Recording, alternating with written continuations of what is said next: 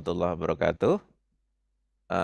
Terima kasih atas kedatangan Prof. Jarot, atau kalau boleh saya memanggil Mas Jarot. Selamat malam, Mas Jarot. Selamat malam, Mas Muhammad Ma'ruf.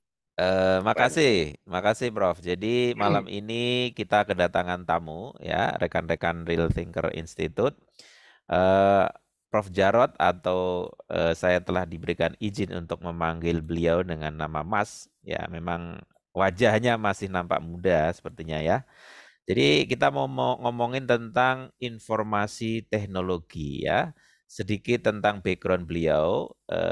Beliau pernah belajar menjadi insinyur elektro dari Universitas Hasanuddin Ujung Pandang tahun 1989, kemudian pasca sarjana di Marseille, Prancis pada tahun 1993, dan juga S3-nya sama ya Prof ya, di Prancis juga atau bagaimana ini? Ya, Di Prancis juga, dan beda beberapa kampus, beda kampus beda ya. kampus. Oke, beliau ternyata seorang pengajar di mana-mana nih saya sebutkan ya satu persatu.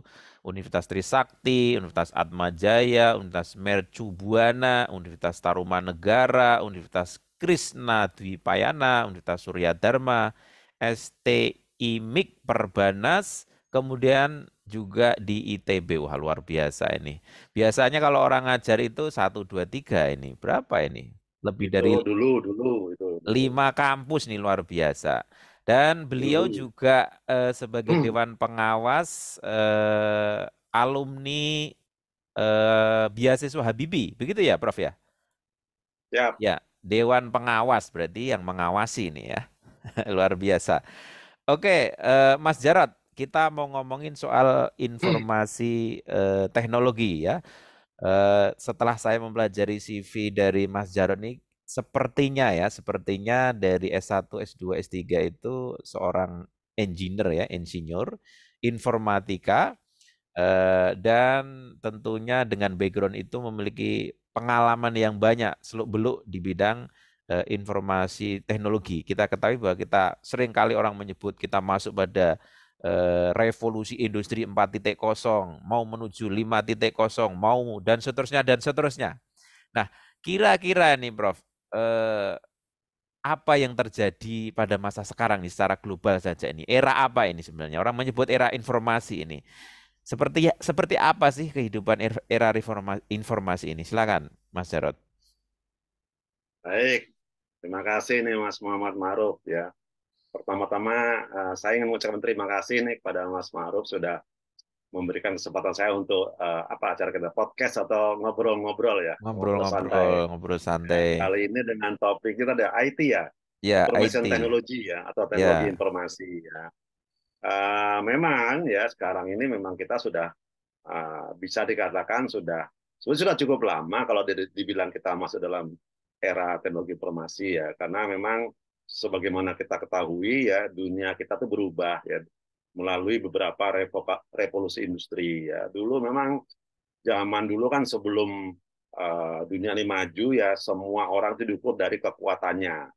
Makanya kalau kita jalan-jalan ke Roma itu ada namanya gedung Colosseum. Kolosium Kolosium itu tempat di mana para gladiator diadu kuat. Ya siapa yang paling kuat tenaganya, yang paling menang. besar badannya pasti akan menang mengalahkan yang lebih tidak kuat, yang lebih lemah ya, yang lebih kecil badannya. Yaitu ototnya semakin kuat dia jadi pemenang. Jadi dia bisa membunuh yang ototnya lebih lemah. Itu adalah pada saat manusia masih diukur dari segi power atau ototnya saja. Ya. Sampai berapa ratus tahun maka itu terus terjadi ya sampai suatu saat muncullah era revolusi industri 1.0 atau revolusi industri 1.0 di mana pada waktu itu muncullah yang namanya teknologi uap, mesin uap. Mesin uap itu merubah segalanya ya. Jadi kalau dulu orang dari kekuatannya dengan mesin uap itu bisa keluar pabrik-pabrik yang tidak perlu otak manusia ya misalnya untuk Hmm. menggerakkan sesuatu pakai mesin uap ya bahkan sudah dibuat oleh manusia ada kereta uap ya ada mesin-mesin uap lainnya yang bisa menggerakkan satu mesin yang tidak menggunakan tenaga manusia. Itu revolusi industri 1.0. Keluar revolusi industri 2.0, di mana terjadi otomatisasi. Ya, dengan otomatisasi, orang bisa membuat sesuatu dengan banyak mass product. Ya, membuat barang A, ya, dibuat sekaligus 1.000 set ataupun sejuta set secara cepat. Itu dengan adanya otomatisasi, kontrol sistem kalau dalam bahasa engineering-nya. Yang ketiga, dalam dunia mungkin ya, internet di mana lebih canggih lagi gitu. Orang bisa menjangkau komunikasi dengan orang lain dalam jarak yang lebih jauh, ya, beratus kilometer, menyeberangi sungai, gunung, dan seterusnya dengan teknologi revolusi industri 3.0. Dan sekarang kita masuk pada revolusi industri 4.0, di mana orang sudah banyak menggunakan teknologi namanya artificial intelligence. Ya, semua alat-alat dibuat dalam bentuk smart, smart something, smart bla bla bla. Ya, telepon pakai smartphone, TV pakai smart TV, semua pakai smart, ya. Bahkan kota pakai smart city. Nah, itu menggunakan AI. Jadi bagaimana kita membuat teknologi di mana setiap barang yang kita buat itu bisa melakukan satu pemikirannya, seperti halnya otak manusia bekerja. Jadi artificial intelligence artinya kecerdasan yang dibuat oleh manusia, yang mirip seperti natural intelligence yang dibuat oleh Tuhan, seperti otak manusia. Jadi dibuatlah semuanya serba cerdas, ya. Jadi si mesin itu bisa belajar, ya, bisa belajar dan juga bisa mengerjakan seperti orang berpikirnya. Semakin sering kita ajarkan mesin itu, dia semakin pintar. Kita berikan training, ya. Semakin sering kita berikan training, pelatihan, maka dia akan semakin pintar. Pada saat kita lakukan testing, dia akan bisa mengerjakan tes itu dengan sangat teliti dan juga sangat baik. Mungkin itu. Jadi sekarang kita sudah eranya pada smart system, ya, pada revolusi industri 4.0. Mungkin gitu ya, Mas Ya, Taufik. ya, oke. Sedikit saya ulangi ya. Jadi Mas Jarod tadi bercerita tentang periodisasi ya, revolusi industri. Yang Ya. pertama itu manusia menggunakan otot. Nah, ototnya udah nggak dipakai lagi karena ditemukan mesin uap. Orang kemana-mana dengan transportasi mesin uap lebih cepat, kira-kira gitu. Kemudian kalau nggak salah setelah mesin uap itu ada listrik ya, listrik dulu nih Prof ya, listrik, Ya, telepon, sama ya. internet, kemudian Ya. baru digital, Ya. yaitu artificial intelligence. Nah, gini Prof, jadi di CV Mas Jarod ini saya menemukan ada istilah manajemen ini ya. Implementasi knowledge management ya, ada juga perancang smart city. Ini maksudnya apa nih? Apakah aplikasi ya, aplikasi artificial intelligence diterapkan untuk manajemen apa saja gitu kan, manajemen kota, perusahaan atau bagaimana? Silahkan, Prof. Ya, baik. Itu ada istilahnya namanya knowledge management. Ya, sebetulnya kalau dilihat dari tingkatannya, kita mengenal yang namanya teorinya, ya. Mungkin kalau di teori, kalau di kampus kita mengenal teori namanya DIKW. Ya, DIKW itu dari kata D-nya data, I-nya informasi, K-nya knowledge, W-nya wisdom. Ya. Kalau Oh. data yang paling dasar itu adalah semacam besaran-besaran. Misalnya, sekarang berapa suhu di ruangan ini? Oh, 22 derajat Celcius itu data. Berapa jumlah kendaraan yang ada di Jalan Tamrin itu adalah data. Berapa jumlah kelahiran di tahun 2023 itu data. Lalu naik levelnya informasi. Informasi data yang sudah diproses, ya. Suatu data, ya, katakanlah kita punya dalam dalam suatu kelas atau sekolah misalnya. Kita punya data nilai tugasnya si A berapa, nilai tugasnya berapa, nilai pekerjaan rumahnya berapa, kehadirannya sekian persen, nilai mitesnya sekian persen, itu data semua, nilai ujian akhirnya sekian besarnya, 985 seterusnya. Itu kita olah, ya, pakai rumus, katakanlah nilai akhir adalah sekian kali tugas, sekian kali PR, sekian kali mites, Akumulasi, sekian kali, ya. keluar Nah, nilai itu gitu ya. kita proses, keluarlah namanya informasi berupa nilai akhir. Nah, itu nilai akhir itu kita bisa hitung dari formula yang kita buat. Itu namanya informasi adalah data yang sudah diproses. Naik lagi ke atas namanya knowledge. Knowledge itu Hmm. adalah informasi yang kita pakai untuk sebagai dasar dari suatu decision making. Ya, Hmm. katakanlah kalau seseorang nilainya 85, oh berarti kalau kita olah lalu kita jadikan decision making, wah 85 ini berarti nilainya lulus. Hmm. Katakanlah untuk 85 itu masuk pada range-nya nilainya A misalnya atau Leveling A itu ya, minus. ya Mas Jarot, itu Hmm, namanya leveling ya.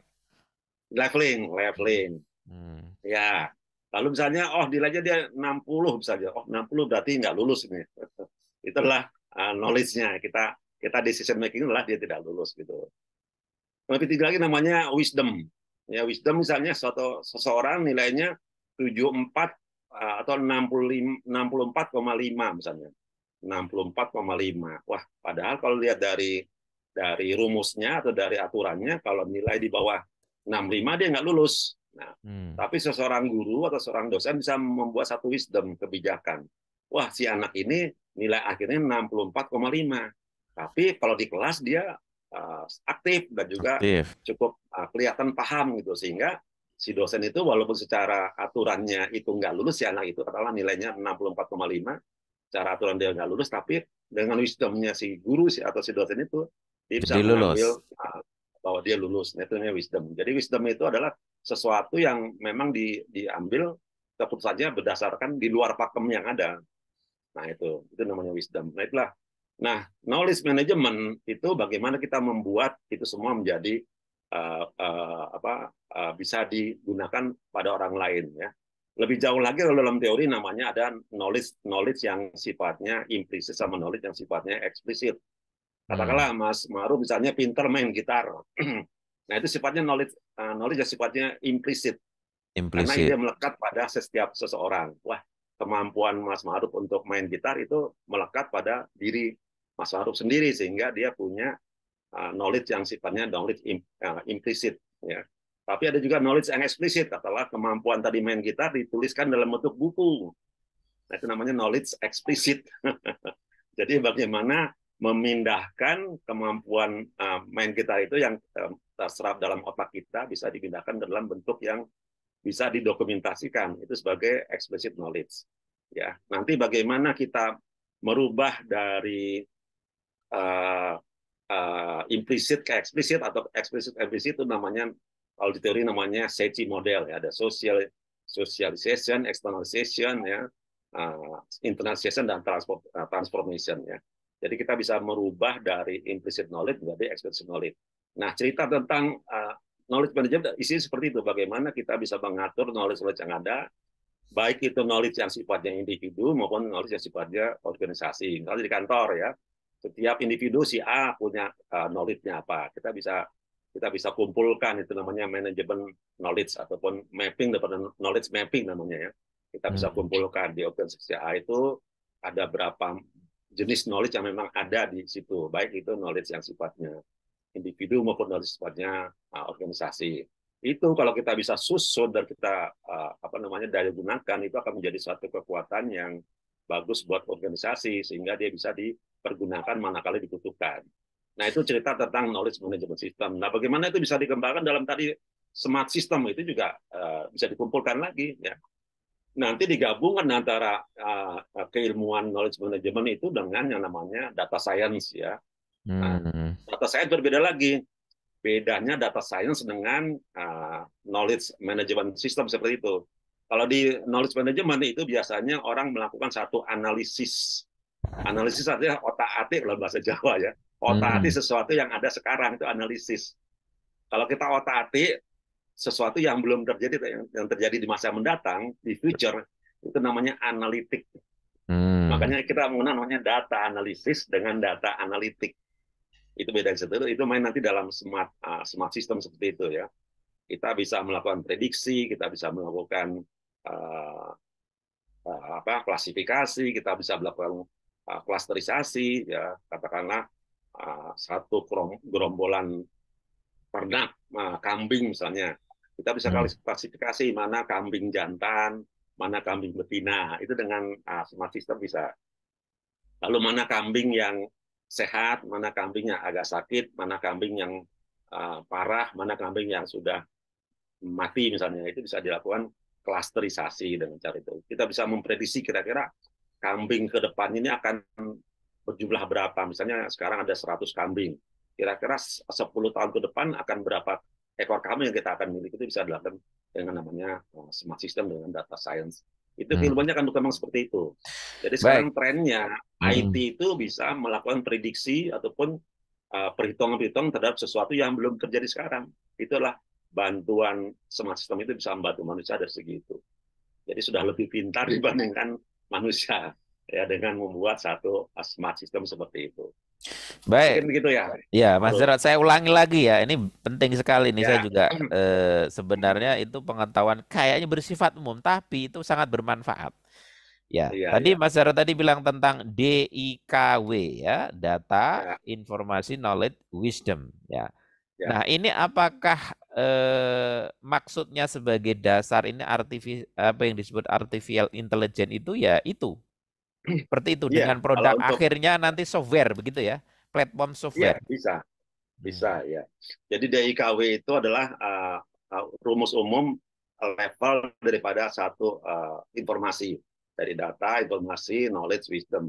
Lebih tinggi lagi namanya truth, truth Truth. kebenaran. Ya. Kalau Hmm. dalam filosofi itu filsafat itu adalah sesuatu yang memang mutlak, benar yang mutlak itu masuk ke ranah-ranah ketuhanan. Ya misalnya tentang sesuatu yang abadi atau sesuatu yang memang mutlak terjadi, misalnya Hmm. uh, pencipta siapa, bumi itu bisa terciptakan apa, pasti ada yang menciptakan. Kenapa gelas itu ada? Hmm. Gelas itu ada karena ada yang menciptakan. Nggak mungkin gelas itu tercipta dengan sendirinya. Itu sama dengan bumi dan lain-lain itu. Nah nanti itu bisa kita gunakan untuk dasar daripada data science tadi. Jadi kalau data science ataupun artificial intelligence itu biasanya mengacu pada big data, data Ya, yang big besar. data. Ya, jadi kalau datanya masih 10 data, 100 data, 1000 data, itu masih data yang masih masih terjangkau dengan database biasa. Tapi kalau sudah masuk ke dalam ranah big data, itu bisa 10 juta, 1 miliar data, itu termasuk big data. Kita nggak bisa mengolah dengan cara-cara konvensional, dengan pakai Microsoft Excel, nggak bisa. Dia harus pakai perhitungan dengan data science. Ya. Hmm. Itu makanya kita perlu namanya perhitungan itu dengan big data, dengan data science itu. Sekarang Sebelum sebelum sudah banyak sebentar beberapa. Mas Jerat. Sebelum Ya, maaf, ya. sebelum masuk ke big data ini agak agak menaik lagi ya karena ini kan Hmm, basic kita hmm, diskusi. Jadi begini Prof Jarot, ada masalah nih, ada pertanyaan nih. Sejauh hmm, mana sih ya kan artificial hmm, intelligence itu diserap oleh orang Indonesia baik birokrat maupun masyarakat? Sejauh mana itu, maksudnya sejauh mana itu, apakah hanya bersifat konsumen atau hmm. sudah pada level produsen? Kira-kira bagaimana jawabnya? Wah, sekarang sudah pada semua lini ya. Misalnya pada level produsen katakanlah sederhana, misalnya bagaimana sebuah perusahaan bisa mengelola perusahaannya menjadi lebih besar ya, persaingannya bisa menang, lalu tingkat pemasaran bisa jauh lebih tinggi, itu segi produsen ataupun segi pengelolanya. Tapi juga dari segi user juga sangat banyak. Contoh sederhana misalnya kita pada saat menggunakan YouTube, misalnya nonton YouTube ya, kita sudah menggunakan AI sebetulnya. Hmm. Ya, itu ada mesin yang bisa mempelajari perilaku kita, behavior kita. Misalnya Mas Maruf buka YouTube lalu mencari misalnya lagu dangdut gitu ya, Roma Irama gitu ya. Nanti Roma Irama selesai langsung dia cari lagu-lagu yang sekitar dangdut gitu. Nggak mungkin tadi dangdut dikasih yang keroncong. Hmm. Nggak mungkin ya. Misalnya kita nyari misalnya Ikutin historis di ya. YouTube misalnya belajar bahasa Inggris ya. Nanti YouTube berikutnya juga tentang English learning gitu. Nggak mungkin tahu belajar bahasa Arab gitu atau apa gitu ya. Nggak mungkin. Artinya Itu lain lagi Mas, misalnya tentang ah, Gojek misalnya ya. Itu juga Gojek. menggunakan AI, artificial intelligence ya. Bagaimana sistem aplikasi Gojek itu bisa mendapatkan driver yang terdekat ya, bagaimana lintasan pets-nya itu mendapatkan yang tercepat.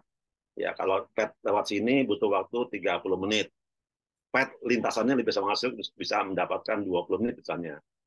Hmm. Dari sisi SDM itu sendiri ya, anak-anak Indonesia itu sejauh mana kalau dibandingkan dengan negara luar? Mas Jarod, kira-kira dari sisi SDM Hmm. Indonesia, apakah sudah bisa dibilang sangat kompetitif atau masih jauh SDM ya? Dari segi apanya? Kemampuan ya, SDM-nya. ya SDM memproduksi itu tadi. Wow, SDM itu Indonesia tuh luar biasa. Bahkan kalau Mas Maruf googlingnya, itu hacker-hacker kelas dunia itu ada di Indonesia. Jadi kita kenal ya, hacker itu orang yang bisa masuk ke dalam sistem orang lain ya. Itu kalau nggak orang Soviet, itu Rusia ya. Itu orang Indonesia banyak itu. Orang Jakarta apalagi banyak. Jadi SDM kita nggak kalah mumpuni dengan SDM Barat ya. Dari segi IT ya, dari segi IT, dari segi SDM IT-nya. Juga dalam hal misalnya usaha-usaha ya kita sudah punya marketplace yang hebat ya, sebut saja ada Tokopedia, ada Hmm. Bukalapak, itu kan buatan-buatan anak-anak Indonesia semua ya. Lalu sistem-sistem IT lainnya, smart city itu juga banyak buatan orang-orang Indonesia ya. Mahasiswa kita pun dalam kompetisi IT itu seringkali menang dalam lomba-lomba tingkat dunia ya. Dalam level SD SMP juga sekarang sudah luar biasa ya. Kalau kita lihat berita-beritanya sekarang banyak di daerah-daerah yang punya anak-anak Indonesia yang hebat-hebat ya, mereka bisa membuat satu sistem-sistem yang nggak terbayangkan ya, karena sekarang dunia sudah global ya. Jadi Hmm. katakanlah orang anak-anak kita yang mungkin tinggal di lereng-lereng gunung, karena sudah ada internet, dia bisa belajar tentang teknologi terbaru lewat lewat YouTube misalnya. Selama ada sinyal ya, dia bisa belajar lebih jauh itu lewat YouTube, sehingga bisa cepat sekali proses belajar itu bisa berlangsung. Saya pikir ini kita nggak kalah dengan negara-negara Oke. maju di Oke, luar Mas sana, Jarod, baik saya di mau Amerika maupun ada di Eropa. pertanyaan lain. Saya baca buku Mas Jarod ini ada Information System Leadership, ya Strategic Knowledge Management, Information System Quality Assurance and Control.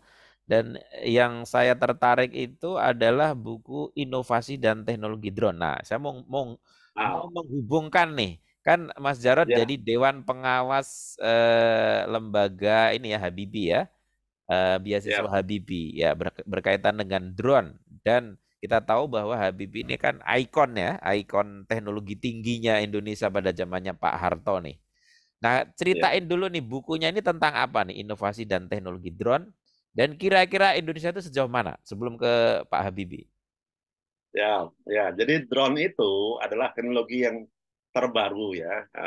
Ah, kita dengan beberapa rekan juga beberapa kali meneliti tentang drone ya. Drone itu artinya pesawat nirawak ya. Pesawat pesawat nirawak ya. Jadi nggak ada awaknya. Jadi pesawat yang bisa terbang tanpa ada awaknya. Kenapa? Karena dikontrol ya. Sekarang sudah banyak itu drone-drone yang sifatnya populer ya, misalnya untuk anak-anak belajar menerbangkan drone ya, pakai remote control ya, joystick segala macam. Juga sekarang sedang booming juga drone yang dipakai buat Militer ya, foto atau video dari jarak atas. jauh atas, misalnya mencari bagaimana bisa memfoto Monas ya, kita terbangkan drone-nya ke atas sehingga dapat video Monas di atas, atau ada kerusuhan, ada kebakaran, itu kita bisa gunakan drone untuk yang hal seperti itu. Kalau untuk dunia pendidikan dan juga penelitian, drone itu kita gunakan buat beberapa macam kebutuhan. Yang paling sederhana misalnya drone untuk surveillance ya, Surveillance. memetakan tentang kondisi di suatu tempat. Yang paling sederhana misalnya kita mau mengukur area luas lahan ya, misalnya kalau kita beli lahan kosong ya, kira-kira lahan itu kan tidak selalu segi empat ataupun segitiga ya, lahan itu bisa sifatnya poligonal ya. Kalau kita Hmm. mengukur luas bentuk bidang yang Capek, sifatnya poligonal, segi banyak, seginya ada 8 atau 9 atau 10 yang nggak jelas ribet, itu ribet. ribet. Nah, dengan drone itu kita bisa Dipetakan. mengukur area dengan sangat mudah ya, dengan presisi yang sangat tinggi. Itu sederhananya begitu. Juga kita misalnya bisa mendeteksi kira-kira misalnya untuk pertanian ya, dalam satu lahan, katakanlah kelapa sawit ya, kita pernah melakukan penelitian tentang kelapa sawit di perusahaan di daerah Sumatera sana ya. Nah, itu bisa mendeteksi misalnya kira-kira kelapa sawit mana yang kita pakai klasterisasi. Ini pakai AI juga ini, drone-nya sudah pakai programming komputer ya. Kita bisa klasterisasi mana apa namanya pohon kelapa sawit yang sehat, mana Hmm, yang kena penyakit, mana yang siap tanam, ya itu bisa lakukan klasterisasi. Dan juga misalnya ada terjadi kebakaran hutan, ya kita bisa lihat, oh, nah disinilah pusat kebakarannya, ya, sehingga kita bisa melakukan pencegahan supaya kebakaran itu tidak lebih meluas lagi. Dan juga lebih jauh lagi kita bisa melakukan prediction kayak tadi ya. Misalnya dalam kelapa sawit, lahan kelapa sawit tersebut kira-kira panen tahun ini akan dapat berapa ton gitu ya. Kita bisa prediksi. Sehingga nanti kita bisa hitungkan kira-kira laba perusahaan seperti apa. Apakah ada plus, minus, ataupun terjadi kemunduran. Ya. Lalu langkah-langkah apa yang perlu kita lakukan untuk mencegah misalnya mati beberapa pohon-pohon kelapa sawit. Nah, itulah beberapa manfaat. kegunaan drone ya, yang bisa kita pakai. Kita juga pernah melakukan penelitian tentang drone yang sifatnya untuk emergency situation. Katakanlah di tempat yang memang seperti Jakarta, daerah-daerah kumuh ya, kalau ada seseorang kena serangan jantung, heart attack ya, mungkin ambulans akan susah masuk ke daerah kumuhnya. Kita bisa mengirimkan drone, baik pengiriman obat-obatannya ataupun alat-alat medisnya kepada dokter yang ada di sana. Juga mungkin bisa surveillance tentang kondisi detak jantungnya, bagaimana itu bisa dipantau dari rumah sakit melalui alat drone tadi itu. Itu mungkin beberapa kegunaan drone ya, termasuk di bidang pertahanan keamanan ya. Sudah luar biasa nih, drone bisa bisa buat menyerang musuh ini. Isinya berupa senjata yang bisa kita luncurkan untuk menyerang musuh. Sekarang Otomatis sudah ya, kamikaze ya, sudah otomatis Mas ya. Jarod ya. Pada saat perang Rusia dengan Ukraina ini juga terjadi itu perang drone itu. Jadi drone-nya diluncurkan, ribuan drone diluncurkan untuk menyerang musuhnya. Dan tidak bisa Di samping itu juga terdeteksi.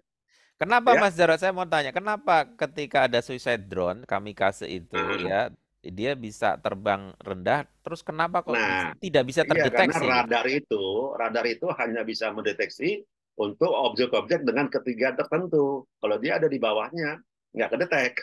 Jadi Hmm, kalau pesawat biasa yang terbangnya tinggi akan kedetek dengan radar musuhnya. Tapi kalau drone bisa terbang rendah, ya, hmm. sehingga nggak kedetek. Tahu-tahu dia nyerang aja.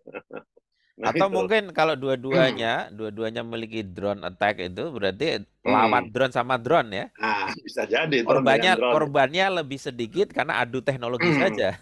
Iya. Sekarang ada lagi namanya anti drone. Anti drone itu adalah satu alat yang memang kita buat untuk mencegah supaya drone itu bisa kita jatuhkan supaya tidak menyerang kita atau tidak mengganggu kita. Ya, saya pernah diskusi dengan beberapa teman-teman dari uh, tentara di TNI ya, terutama di TNI AU itu mengatakan bahwa kalau TNI AU sekarang yang kita pentingkan bukan drone-nya dalam masa damai seperti ini ya, Hmm. bukan untuk senjata perang dan seterusnya. Misalnya di bandara di Suta, bandara Suta sekarang banyak atau di Halim lah. Mungkin kalau Suta masih ada. Halim itu kan bandara yang ada di tengah kota, sehingga Hmm. daerah Cililitan itu banyak orang menerbangkan drone. Apalagi Halim itu banyak daerah-daerah kosongnya sehingga orang senang pelatihan drone di sekitar Halim, padahal itu berbahaya buat penerbangan. Nah, Hmm. sekarang TNI AU dan Angkasa Pura sudah punya itu alat anti drone ya. Kalau kita terbangkan drone di daerah Halim itu pasti akan kena Jatuh. dengan anti drone-nya. Anti drone Hmm. macam-macam, ada yang sifatnya nangkep lalu menjatuhkan drone-nya, ada yang sifatnya melumpuhkan dengan Jatuhkan. menghancurkan drone-nya, ya, ada yang sifatnya melumpuhkan remote-nya dengan kontrol sistemnya, sehingga dia akan tidak bisa terkontrol oleh si pengontrol di bawahnya, sehingga akan putus hubungan komunikasi antara controller di bawah dengan drone itu sendiri. Itu kalau sudah putus hubungan dia akan jatuh dengan sendirinya. Nah, itulah Hmm. beberapa sistem anti drone yang memang bisa dikembangkan untuk mencegah supaya drone itu bisa tidak digunakan sebagai apa namanya alat yang bisa merugikan manusia. Dan satu lagi mungkin Mas Jarod, jadi di Indonesia saya melihat itu belum ada seperti pengiriman paket itu pakai drone, ya. Sudah ada, Sudah ada ya? sudah ada, walaupun Di belum masif ya. Tapi sudah bisa dalam percobaan penelitian sudah bisa ya. Ada drone misalnya begini, ada drone sementara yang sudah kita sudah melakukan beberapa kali uji coba drone untuk melakukan ini menyirami pestisida ya. Hmm. Pestisida buat misalnya tanaman pertanian tertentu ya, kita semprotkan melalui drone. Jadi tergantung besarnya Kalau drone lalu ah, jumlah kapasitas maksimum pestisida yang sebelum bisa diangkut. sebelum ke pertanian itu Mas Jarod. Jadi maksud saya Hmm. begini, kan ada di Gojek itu kan, Hmm. ada GoFood ya kan, ada Go Ya, Barang ya. ya mengantarkan Mungkin barang. nggak lama lagi Itu tuh. kan darat, kalau di udara kan lebih cepat tuh, Iya, iya. Benar, mungkin nggak anti lama lagi macet. tuh proses pengiriman barang yang sifatnya komersial bisa dilaksanakan. Apa dalam segi penelitian sudah bisa, sudah sangat bisa ya. Hmm. Tinggal kita menunggu mungkin aturannya harus jelas ya. Karena juga drone itu kan juga perlu pengaturan Lalu lintas. ruangnya, space-nya, jadi juga pengaturan frekuensinya ya supaya tidak mengganggu frekuensi lain. Itu ada ditjen tentang pengaturan frekuensi di Kominfo itu juga mungkin akan diatur di kedepannya. Tapi ini adalah suatu keniscayaan bahwa drone itu bisa dipakai untuk pengiriman paket-paket lintas daerah gitu. Ini kalau sudah terjadi seperti ini, apalagi sudah bisa menggunakan drone dalam jarak yang lebih jauh sampai sekian ratus kilometer, itu bisa lebih efektif lagi ya, bisa lebih cepat kita mengantarkan barang. Tentu Baik. saja di sini juga diperlukan satu regulasi dan juga pengawasan yang super ketat supaya tidak disalahgunakan. Karena Hmm. kalau ini bisa tidak diatur dengan baik, ini akan menjadi merugikan buat masyarakat Publik. umum. Baik, baik Mas Jarod. Terakhir tentang ini agak sedikit umum ya. Berkaitan dengan Hmm. big data, tadi kan Mas Jarod Hmm. menceritakan tentang big data. Ini kan perusahaan-perusahaan besar big data ini kan di luar negeri, ya kan? Pusatnya di luar negeri dan juga ada aturan-aturan yang kira-kira itu dari sisi security Indonesia itu kurang menguntungkan lah kira-kira gitu. Nah, sejauh mana sih big data itu ya menjadi semacam menjadi ancaman bagi security Indonesia? Silakan Mas Jarod Ya, untuk menceritakan. big data itu kan pada prinsipnya adalah data yang besar karena jumlahnya besar, ya, recordnya banyak, fieldnya banyak, ya mungkin yang sebagai gambaran umum, record artinya jumlah. Nah, kalau kita meneliti tentang orang, jumlah orangnya, recordnya. Fieldnya itu adalah bagian-bagian, misalnya umurnya, jumlah anak, atau kesehatan dan lain-lain itu adalah field-fieldnya. Semakin Hmm. banyak fieldnya, semakin banyak atributnya, semakin banyak recordnya, itu dalam jumlah tertentu akan menjadi kategori big data. Tetapi big data itu juga tidak semuanya valid ya dalam proses-proses keilmuan ilmu komputer. Itu big data harus melalui proses tertentu sehingga dia bisa valid. Jadi big Input. data itu sering Hmm. disebut sebagai data set. Jadi Data data set. set itu adalah big data yang memang sudah di treatment dan sudah bisa sahih digunakan sebagai penelitian. Jadi tidak semua data yang besar itu bisa disebut sebagai data set yang bisa digunakan. Dia harus melalui satu pengujian oleh tim yang memang sudah ditunjuk ya. Seperti halnya kalau dalam makanan dia sudah distempel halal. Jadi big data itu juga dalam bentuk dataset juga Hmm. harus disebut sebagai big data yang sah, dalam arti sudah halal digunakan oleh para peneliti supaya bisa digunakan. Nah itu. Jadi dengan begitu kita bisa melihat big data itu bisa digunakan untuk beberapa riset-riset ya. Seperti misalnya kemarin pada saat pandemi COVID kita punya tuh big data dari Departemen Kesehatan katakanlah yang melihat bagaimana data mengenai COVID di Indonesia dari mulai jumlah yang meninggal, jumlah yang terkena virusnya, berapa yang masuk rumah sakit, berapa jumlah yang sudah divaksin 1, vaksin 2 dan seterusnya. Itu ada dataset yang sudah dikeluarkan Kemenkes itu. Hmm. Dalam hal lain juga sama. Jadi kita bisa menggunakan dataset yang memang sudah kategori big data yang memang bisa digunakan sebagai tempat objek penelitian kita. Oke, Mas Mungkin Jarod, itu. maksud saya gini. Hmm. Jadi, oke, artificial intelligence itu kan banyak manfaatnya ya. Tadi kan cerita tentang manfaatnya nih. Kita pasti setiap teknologi kan pasti ada suatu kemungkinan yang disalahgunakan. Nah, maksud saya begini, Hmm, ketika ada big data dan data itu adalah data pribadi di mana hmm, jumlahnya jutaan ya, hampir 300 ya, juta penduduk Indonesia. Itu masuk dalam big data itu kan ada single identity ya kan? Dan ketika ya, sudah sentralistik ya, kalau misalnya sentralistik pemerintah katakanlah yang memiliki otoritas itu ya untuk digunakan. ya, Tetapi kalau misalnya ini ya, katakanlah identitas kita ini betul-betul semuanya diserahkan dengan ya, engagement kita sama mobile phone ya kan, tentunya ini satu sisi kita nggak punya identitas lagi yang tidak ada di big data itu. Nah, kalau ya, begitu, ini kan problem juga pribadi kita kan. Jadi ya, preferensi kita memilih calon presiden pun sudah ada di big data, kira-kira gitulah. ya, Sudah ada satu remote kan gitu, ada sentralistiknya. Nah, benar. kira-kira ceritanya kalau misalnya kasusnya kayak gitu gimana itu? Ya, jadi big data itu tidak semuanya bisa dibuka, ya. Hmm. Ada big data yang sifatnya memang privacy, ya. Ada sifatnya rahasia. Misalnya tentang big data atau data mengenai nasabah bank itu Bang, memang rahasia, ya. Tidak akan dibuka ke publik itu.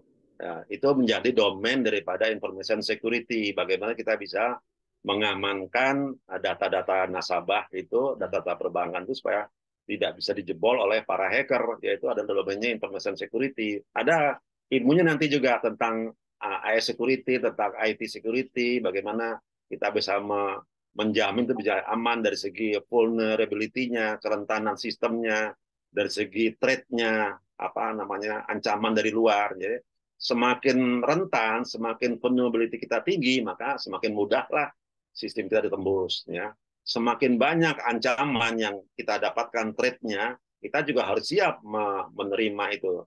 Nah, tugas kita adalah bagaimana kita bisa melakukan mitigation-nya, namanya risk management-nya. hmm, Itu ada ilmu juga itu. Jadi bagaimana kita mitigasi resiko sehingga resiko yang dapat itu akan sekecil mungkin. Karena namanya resiko itu selalu pasti ada. Ya, jadi kalau kita berbisnis, kita membuat sistem IT, itu pasti ada risikonya. Risikonya oke. bisa dihack orang, bisa dicuri datanya dan seterusnya. Juga bisa di crack ya oleh para cracker-cracker itu. Nah, tugas kita menyelamatkannya itu, menguatkan ya internal kita, jadi vulnerability-nya semakin rendah, jadi kita tidak terlalu rentan, tapi trade yang banyak dari luar itu kita harus siapkan juga tentang bagaimana mempertahankan dari ancaman-ancaman dari luar itu. Itu Baik, dua baik. kuncinya di mana. Manakala kita trade vulnerability-nya bisa kita siapkan dan juga trade-nya kita bisa siapkan, ancamannya kita akan punya sistem yang Baik Mas kuat. Jarod, ini waktunya kita udah habis nih. Nah, ada satu Siap, siap, tema ya, tadi Habibie belum sempat, jadi mungkin lain ya, waktu ya kita membahas tentang Profesor Habibie ini menarik sekali. Terima ya, kasih Mas ya. Jarod atas waktunya. Ya, Semoga sama-sama. sharingnya Ya. bermanfaat. Sampai jumpa di sesi selanjutnya. Sekian teman-teman, semoga bermanfaat.